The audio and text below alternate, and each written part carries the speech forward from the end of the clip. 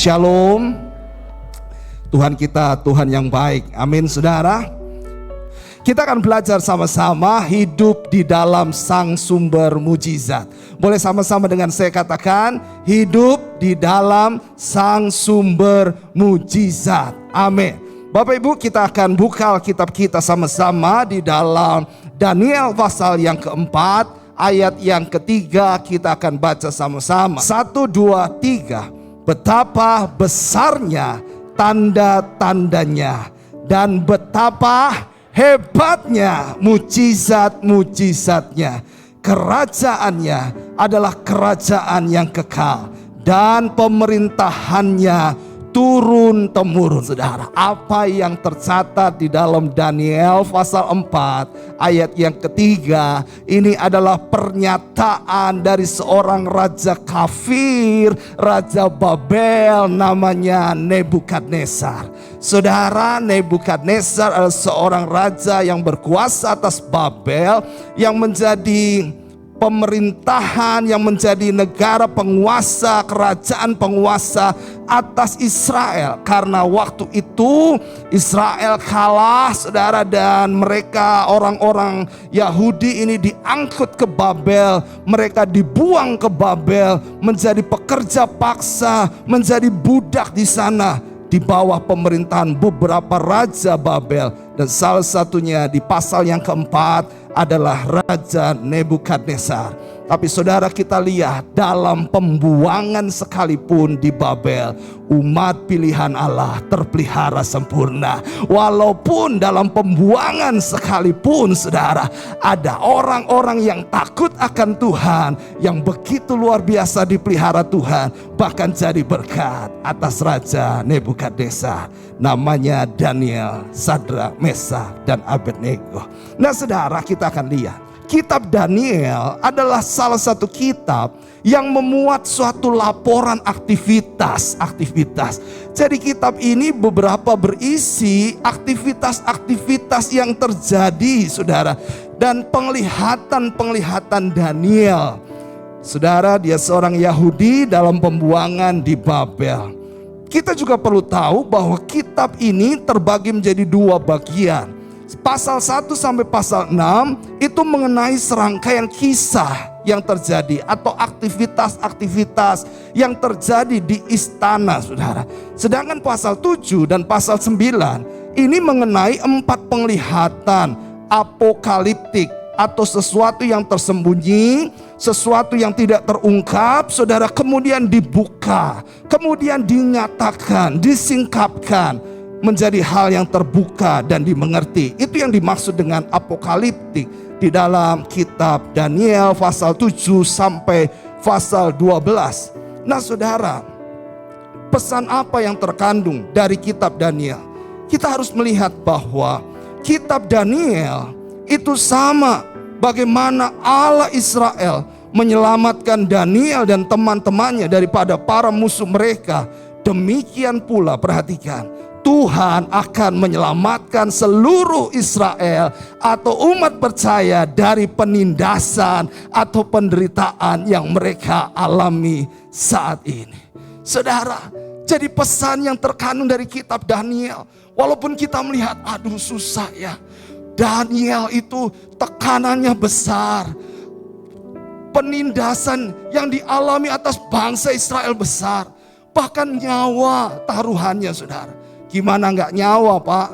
Untuk bisa hidup itu pergumulan berat. Kita lihat ya, mulai dari sembah patung, suruh sujud, Daniel kalau nggak mau dicemplungin ke dapur api. Untuk berdoa, mengajukan permohonan hanya kepada Raja, saudara, Nebukadnezar. Itu pun menjadi pergumulan atas Daniel, sehingga Daniel dicemplungin ke gua singa, Bapak Ibu. Nah, tetapi kita lihat bahwa ternyata kitab Daniel ini adalah upaya Allah menyelamatkan bangsa Israel, menyelamatkan Daniel, Sadrak, Mesak, Abednego, dan atas bangsa yang besar, yaitu bangsa Israel, umat pilihan Allah. Dan begitu juga kalau dia selamatkan bangsa pilihannya, dia selamatkan kita, Israel rohani, umat pilihan Allah sendiri. Jadi fokusnya, saudara, bukan betapa hebat mujizat-mujizat yang telah dilakukan Allah. Perhatikan sama-sama. Bukan betapa hebat mujizat yang dilakukan Allah, tetapi Tuhan mau ajar, biarlah kita fokus untuk melihat betapa hebatnya Allah yang telah melakukan mujizat-mujizatnya. Katakan amin. Beri tepuk tangan dulu buat Tuhan. Haleluya. Saya sungguh diberkati dengan apa yang Tuhan ajar. Saudara, kita harus belajar hari ini. Fokusmu dan fokusku, fokus kita semua, jangan hanya pada betapa hebat mujizat Tuhan, sehingga kita berkata, mana mujizatmu Tuhan, aku mengharap ini loh Tuhan. Tapi lihat saudara, betapa hebatnya Allah sang pembuat mujizat dalam hidup kita, sehingga komitmen kita bersama, hiduplah di dalam sang sumber mujizat setiap waktu umur hidup kita. Beberapa waktu yang lalu saya menyaksikan channel YouTube dari Melanie Ricardo, saudara Ricardo, dan berisi tentang kesaksian dari seorang perancang busana yang cukup terkenal, namanya Aji, saudara Nyotonegor. Dan saudara tahu bagaimana ternyata Aji ini 2 kali katanya bermimpi berjumpa dengan Yesus, sehingga dia putuskan tinggalkan agama lama dan iring Tuhan Yesus, saudara. Dan dia cerita bagaimana Tuhan itu izinkan dia berada di titik nol dalam hal kesempurnaan yang dia miliki, segala sesuatu yang dimiliki, saudara, ketenaran, nama yang terkenal, saudara, harta yang berlimpah, itu sampai diizinkan Tuhan berada di titik nol. Saya gak bisa bayangkan, saudara, orang yang tadinya berkelimpahan uang sampai gak punya uang. Kok bisa ya? Tapi Tuhan ajar, tidak ada yang tidak bisa hari ini. Tidak ada yang tidak mungkin hari ini. Orang yang bergelimangan harta bisa seketika habis, saudara. Tetapi orang yang tidak punya apa-apa bisa diangkat Tuhan dan diberkati Tuhan luar biasa. Ini loh ajaib apa yang Tuhan buat, supaya kita sadar bahwa kita harus selalu ingat pada sang sumber berkat. Disampaikan saudara bahwa dia melewati masa-masa yang sukar, tapi beberapa kali dalam mimpi dia berjumpa dengan pribadi Tuhan Yesus. Sederhana, Tuhan cuma ngomong, aku memberkati engkau.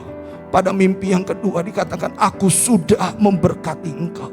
Saudara, di tengah keterpurukan ekonomi saat itu, dia merasakan ada siraman air segar dari surga.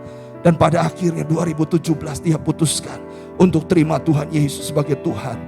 Yesus sebagai Tuhan dan Juru Selamat dalam hidupnya. Saya lihat ini luar biasa ya Pak. Ini sesuatu yang kekal. Memang Tuhan tidak suddenly, tidak tiba-tiba langsung, yang sungguh-sungguh langsung hidupnya berubah, diberkati Tuhan. Memang tidak, saudara. Terkadang ada proses, ada hal yang kita harus lewati, ada hal yang kita harus lewati, dan kita berkata, Tuhan, mana mujizatmu? Ini udah bertahun-tahun nih saya berdoa, mana mujizatmu? Tuhan, mana berkat? Saudara, mungkin kita berkata seperti itu. Tapi saudara yang dikasih Tuhan, dengar, dalam segala proses penindasan yang dialami bangsa Israel, termasuk Daniel, Sadrak, Mesak, dan Abednego, penyertaan Tuhan selalu nyata dalam hidup mereka. Sehingga diloloskan, diluputkan, diloloskan, diluputkan, dan mereka diangkat Tuhan menjadi perkara yang indah di hadapannya. Dan saudara, demikian juga kita diajar hari ini, tetaplah hidup dalam sang sumber berkat. Ada 3 hal yang kita akan belajar sama-sama, saudara. Yang pertama, kita lihat di dalam Daniel 4 ayat 3. Saya garis bawahi hal yang kita akan belajar satu persatu.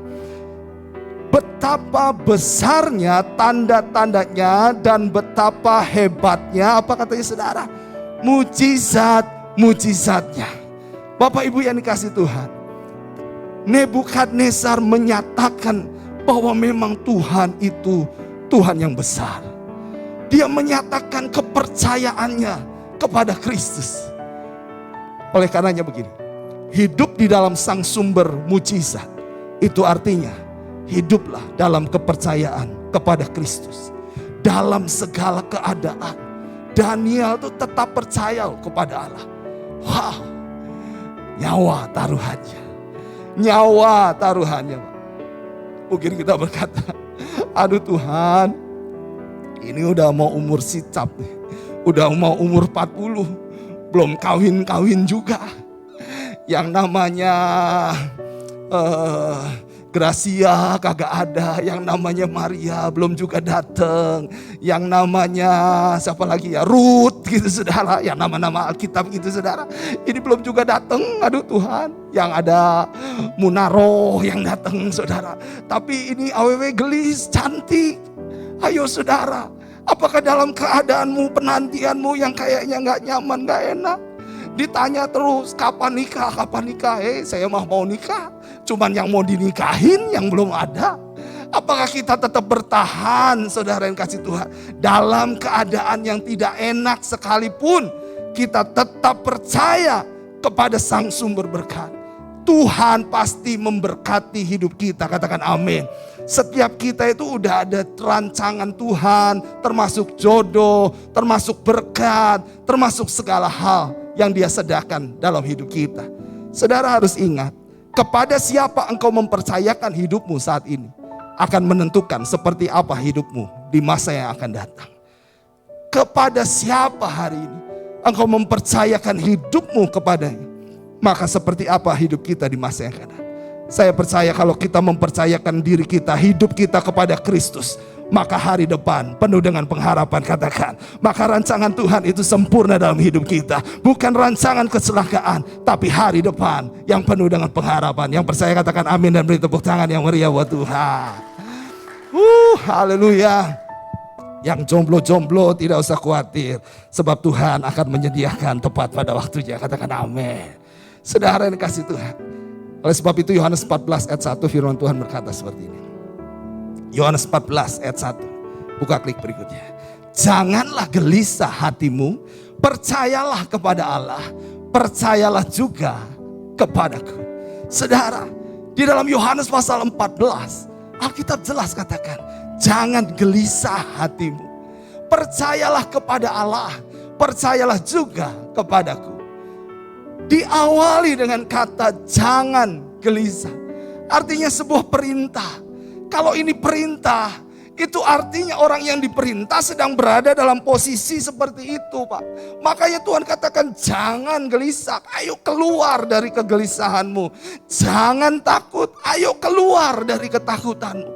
Jangan kau khawatir, ayo keluar dari kekhawatiranmu. Mungkin kita berkata gak bisa Tuhan, ngomong mah gampang. Pak Pendeta ngomong panjang lebar mah gampang, gak ngerasain apa yang saya rasakan. Saudara, tapi ini firman Tuhan.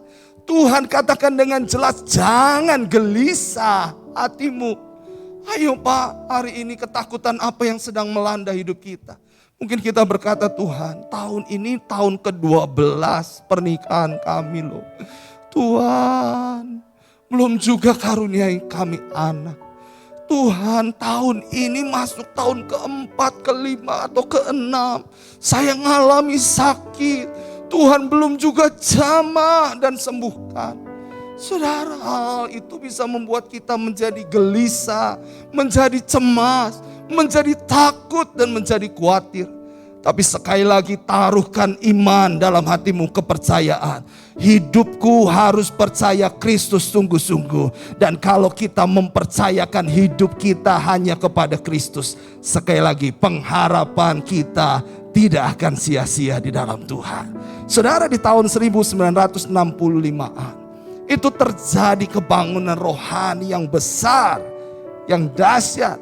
Dan ini dicatat dalam sejarah gereja, saudara. Bagaimana kebangunan rohani, revival itu terjadi di Indonesia.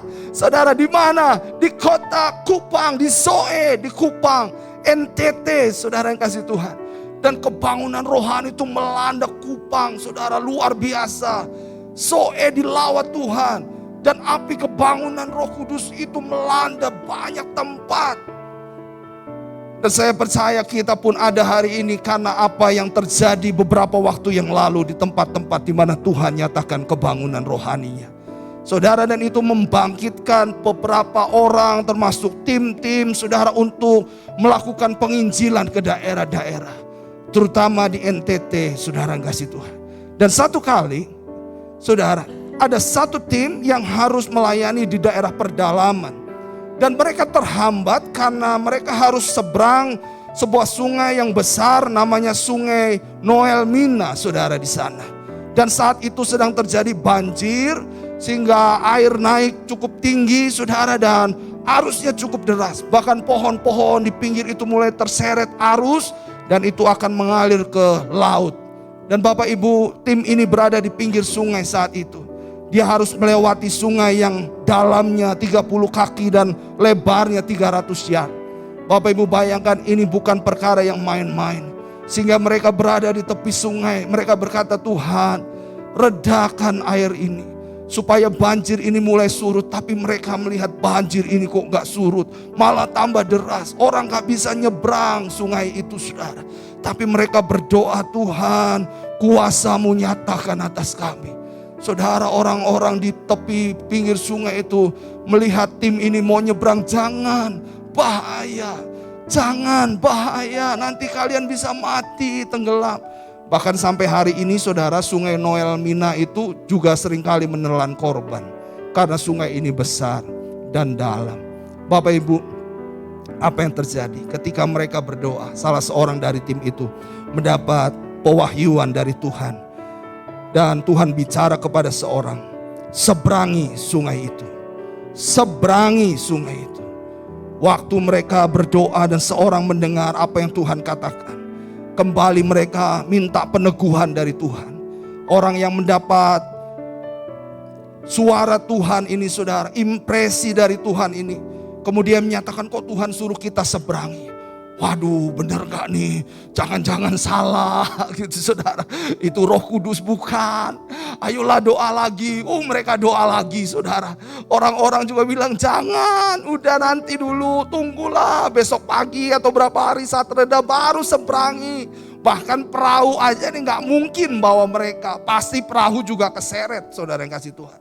Dan saudara, mereka kembali berdoa. Tapi Roh Kudus kembali menguatkan mereka untuk seberangi sungai itu.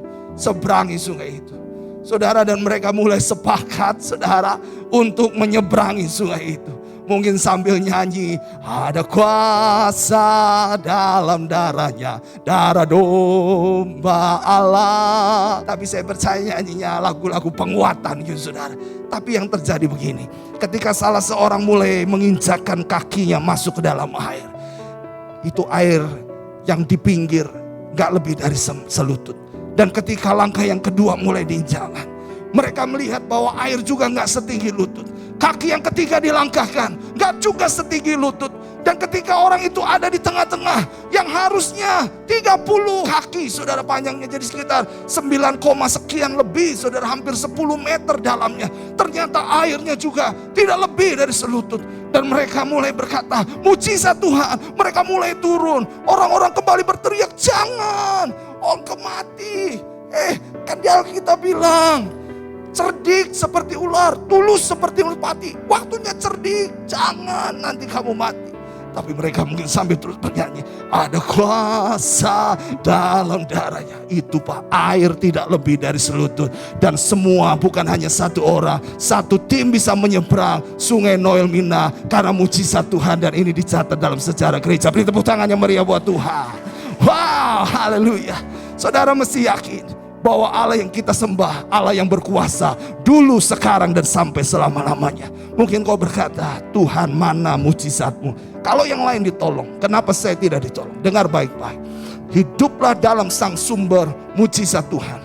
Tapi yang pertama, kau harus hidup dalam kepercayaan. Saudara harus yakin bahwa mujizat Tuhan itu pasti terjadi. Angkat hatimu untuk datang menyembah Tuhan. Kau bisa pujikan lagu tadi, ada kuasa dalam darah. Ada kuasa dalam darah anak domba.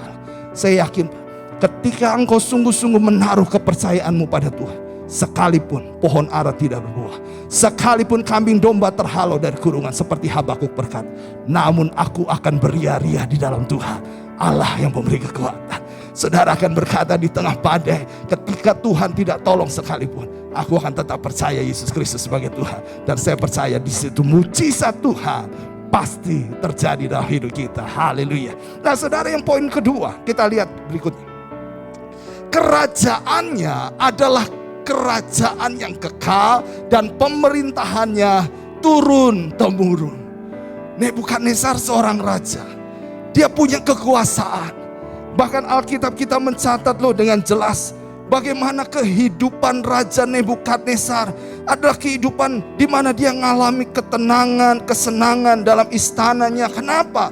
Karena memang pemerintahannya kuat saat itu. Babel itu kuat. Babel itu makmur, saudara yang kasih Tuhan.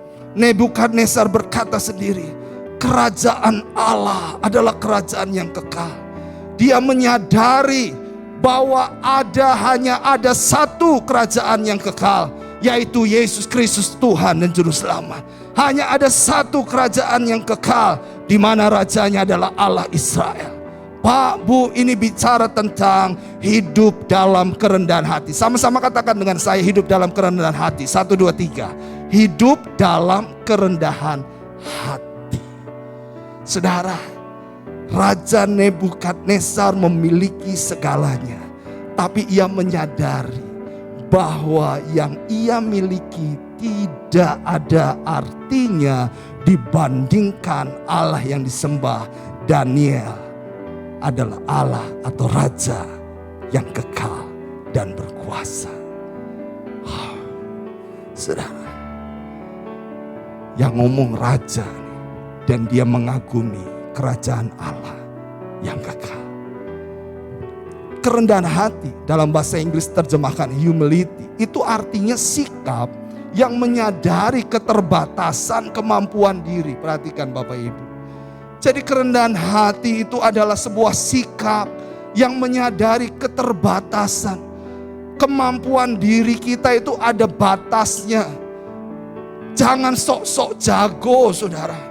Kayak misalnya kita itu kuat ngangkat barbel misalnya hanya sampai 30 kilo. Ya udah, jangan lebih. Kita itu punya keterbatasan kemampuan. Jangan sok hebat, jangan sok kuat. Kalau kita melewati itu, over limit, melebihi dari batasan, kita akan merasa bahwa kita akan memiliki sesuatu yang tidak baik.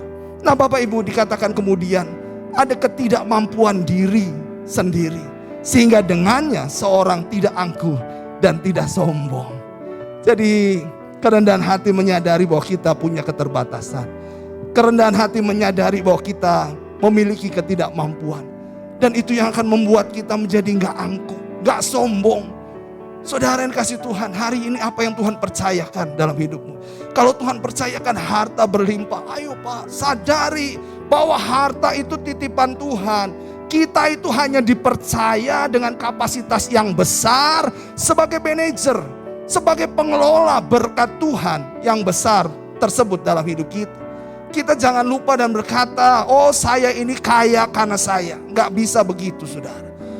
Tuhan yang memberkati hidup kita, sehingga kita harus berkata apa yang Tuhan mau untuk saya lakukan, karena saya adalah hamba yang tidak berguna, yang hanya melakukan apa yang Tuhan mau dalam hidup saya.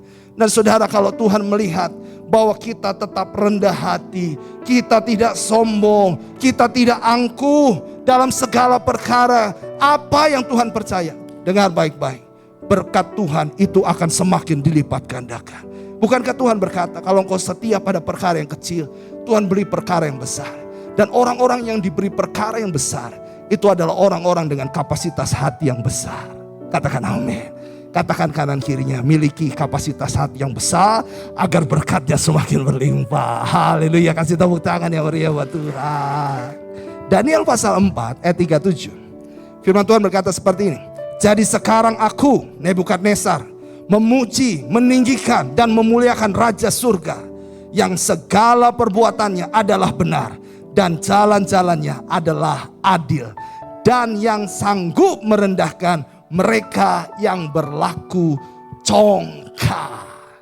Bapak Ibu, ini perkataan Nebukadnezar. Makanya saya bilang, Nebukadnezar mengatakan bahwa kerajaan Tuhan itu kerajaan kekal, turun temurun, karena dia menyadari bahwa hidup itu harus rendah hati. Tuhan itu sanggup merendahkan mereka yang berlaku congkak. Kalau ada di antara engkau yang berkata, Tuhan, yang gak benar tuh dia, yang salah tuh dia Tuhan, Biarlah pengadilan itu haknya Tuhan, saudara. Tapi Tuhan pasti merendahkan mereka yang congkak dan meninggikan mereka yang rendah hati. Orang yang rendah hati mengakui keterbatasan sehingga dia nggak angkuh. Kalau Tuhan ajar, ampuni. Orang yang rendah hati pasti melepaskan pengampunan. Kalau Tuhan ajar, belajar untuk memberi yang terbaik. Bawa perpuluhan, orang yang rendah hati akan berkata, siap Tuhan, aku mau taat kepadamu dan melakukan apa yang Tuhan mau dalam hidupku. Bapak Ibu yang dikasihi Tuhan, Tuhan yang akan berbuat sesuatu. Dan percayalah, apa yang kau tabur hari-hari ini, engkau akan tuai satu saat.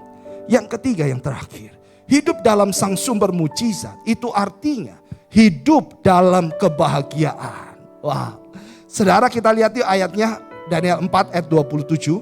Mudah-mudahan terbaca buat Bapak Ibu Saudara semua. 1, 2, 3. Jadi ya Raja, biarlah nasihatku berkenan pada hati tuanku.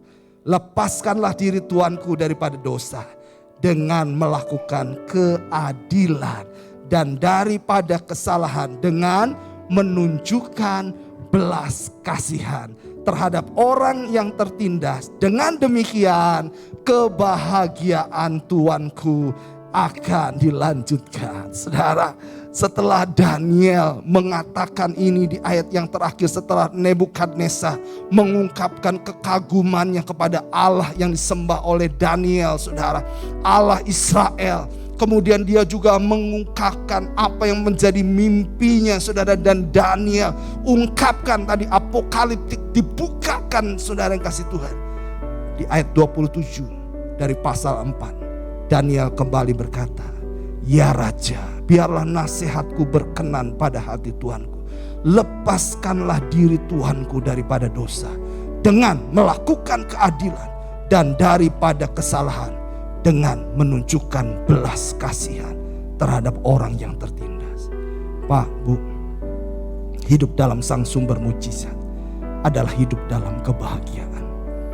Orang yang bahagia, Alkitab jelas katakan, orang yang melepaskan dosa. Katakan amin. Orang yang bahagia adalah orang yang tidak hidup dalam dosa. Saudara, orang yang hidup dalam dosa gak pernah bahagia. Orang yang hidup dalam perselingkuhan gak pernah bahagia. Orang yang hidup dalam dosa gak akan pernah merasa sukacita. Takut, was-was, ketahuan gak ya? Istri gua tahu gak ya? Aduh, ada yang lihat gak ya? Gua check in hotel, ada yang lihat gak ya? Pakai nama orang aja, jangan nama sendiri. Gak ada yang bahagia, Pak. Coba cross check.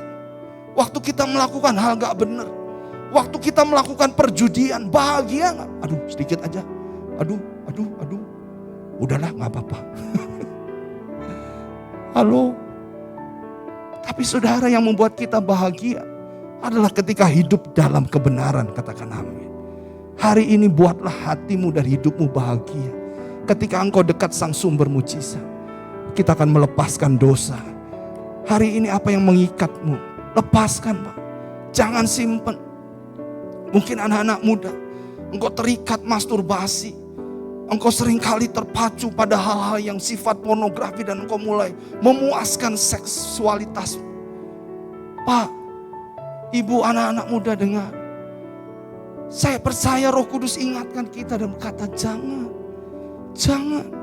Engkau akan menikmati seks pada waktunya. Jangan lakukan masturbasi. Saudara yang dikasih Tuhan, ini loh Tuhan mau ajar buat kita. Hiduplah dalam kebahagiaan ketika engkau melepaskan dosa-dosa kita di dalam nama Yesus. Segala keterikatan diputuskan dalam nama Yesus. Katakan amin. Lalu yang kedua, menunjukkan belas kasihan. Saya waktu siapkan ini, Tuhan tuh baik, saudara. Selalu menguatkan, meneguhkan apa yang saya sampaikan. Karena saya diberkati dengan apa yang Tuhan sampaikan, yang saya sampaikan buat saudara. Persis itu tadi malam. Ketika saya siapkan PowerPoint khotbah ini, saudara, tiba-tiba seorang teman WA saya dan berkata, David, ini profil David di yayasan ini ya, katanya. Dia lihat profil WA saya, saudara. Saya sedang salaman dengan seorang anak. Dan dia katakan ini di yayasan ini ya. Terus saya bilang kok tahu? Ya saya juga pernah ke sana. Saya juga pernah berbagi di sana katanya. Makanya saya tahu tempat posisi itu. Oh, saya bilang iya benar 100 buat kamu. Dan dia bilang begini saudara. Bahagia itu ketika kita bisa berbahagia. Oh, yang gak kenal Tuhan aja bisa ngomong gitu. Berbahagia itu ketika bisa berbahagia. Saya bilang setuju, sependapat. Orang kalau bisa berbagi hatinya bahagia Pak. Mungkin ada orang di luar sana yang berkata, kagak Pak Pendeta. Yang menerima yang bahagia. Coba saudara. Bahagia mana? Menerima atau memberi saudara yang kasih Tuhan. Bahagia mana? Menerima atau memberi? Bahagia mana? Menerima. Enak menerima. Gak keluar modal. Gak keluar uang. Gak rugi. Saya bilang, betul, kita memang bahagia ketika kita menerima. Tapi kita terlebih berbahagia ketika kita memberi. Yang percaya beri tepuk tangan yang meriah buat Tuhan. Tuhan beri kemampuan buat kita untuk bahagia di tahun ini. Sebab kita melepaskan dosa dan menaruh belas kasihan. Kebahagiaan bukan tentang seberapa banyak ia telah memiliki. Sebab manusia gak pernah puas. Manusia gak pernah cukup. Yang membuat kita merasa bahagia sejati adalah justru ketika kita bisa berbagi untuk orang lain. Saudara, dalam segala keadaan tetap jadi berkat. Katakan amin. Satu ayat kita baca sama-sama. Yohanes 15 ayat 4. 1, 2, 3. Tinggallah di dalam aku dan aku di dalam kamu. Sama seperti ranting tidak dapat berbuah dari dirinya sendiri kalau ia tidak tinggal pada pokok anggur. Demikian juga kamu tidak berbuah jika kamu tidak tinggal di dalam aku. Firman ini biarlah kuat dalam hidup kita. Di mana engkau dan saya hidup di dalam sang sumber mujizat. Fokus kita bukan betapa hebatnya mujizat. Tapi fokuslah kepada pribadi Allah, sang pembuat mujizat yang hebat. Saya akan akhiri dengan sebuah kisah saudara. Seorang bapak yang kaya raya, punya villa di sebuah tempat yang tinggi, yang sejuk, yang enak. Dan saudara, tapi ketika dia harus sampai ke villa, dia ini harus melewati beberapa daerah. Dan salah satu daerah itu kumuh. Jadi jalannya itu ada di daerah kumuh saudara, pemukiman yang kumuh. Tapi villanya bagus, villanya lux karena dia memang orang kaya. Satu kali dia tersentuh dengan keadaan orang-orang sekitar anak-anak itu dan dia berniat untuk menunjukkan belas kasih.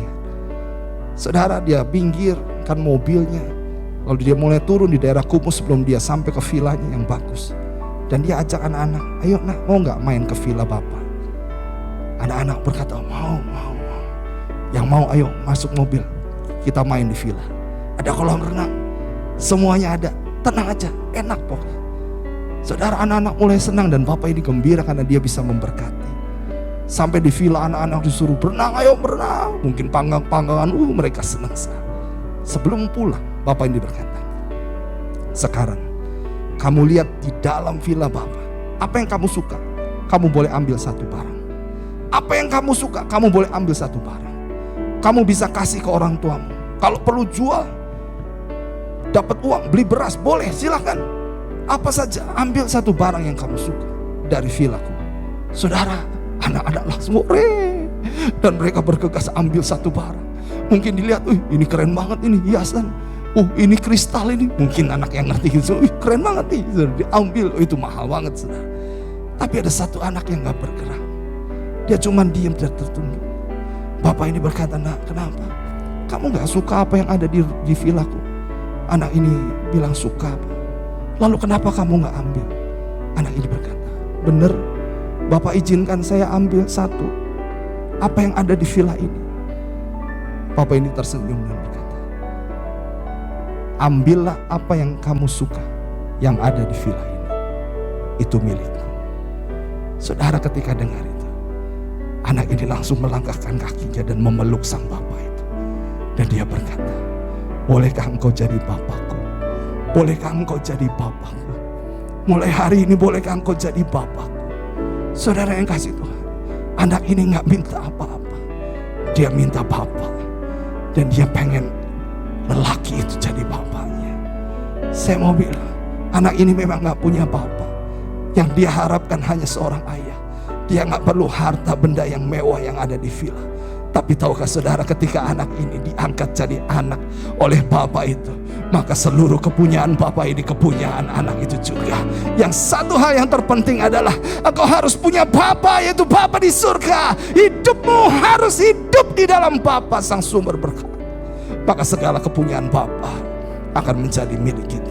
Hidup bersama Bapa sang sumber berkat. Yang mau katakan amin, yang mau beri tepuk tangan buat Tuhan.